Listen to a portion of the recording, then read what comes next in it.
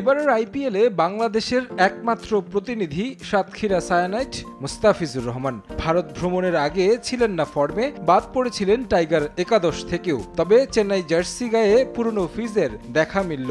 Mastermind Mahendra Singh Dhoni আর bowling coach Dwayne ব্রাভোর অধীনে যেন পরশ পাথর হয়ে ওঠেন বাঁহাতি পেসার। এবারের আইপিএলে দলীয় সর্বোচ্চ রানের রেকর্ড গড়েছে ফিজের পুরনো দল সানরাইজার্স হায়দ্রাবাদ। তা আবার নিজেরাই ভেঙে নতুন রেকর্ড করেন। খুনে মানসিকতার দলটার বিপক্ষে অসহায় ছিলেন বোলাররা। তবে মুস্তাফিজের চেন্নাই সুপার কিংস বোলাররা একেবারে পাত্তা দেয়নি ট্রাভিস হেড আর হেনরি ক্লাসেনদের।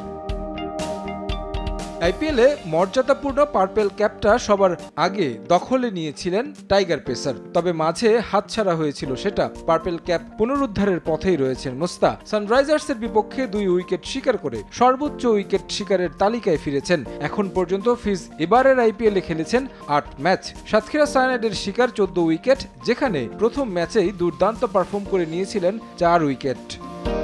এখন পর্যন্ত 14 উইকেট নিয়েছেন আরও 2 ক্রিকেটার, ভারতীয় পেসার জসপ্রীত বুমরা ও হর্ষল প্যাটেল। 2 ক্রিকেটারই খেলেছেন 9টি করে ম্যাচ। বিশ্বকাপের ভিসা করতে বাংলাদেশে আসা একটি ম্যাচ কম খেলেছেন ফিজ।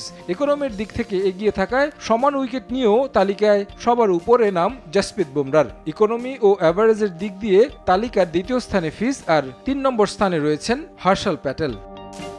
আইপিএলে আরেকটি ম্যাচ খেলার সুযোগ পাচ্ছেন মুস্তাফিজ। 1 মে চিপোকে পাঞ্জাব কিংসের বিপক্ষে মাঠে নামবে সিএসকে। সেই ম্যাচ খেলেই দেশে ফিরবেন বাঁহাতি পেসার। যোগ দিবেন জিম্বাবুয়ের বিপক্ষে সিরিজের দলে। তবে প্রথম টি-20তে খেলবেন না ফিজ। দেশে ফিরে মেডিকেল টেস্ট দিয়ে দলের সঙ্গে যুক্ত হবেন। চতুর্থ টি-20তে টাইগার জার্সিতে মাঠে দেখা যাবে মুস্তাফিজকে।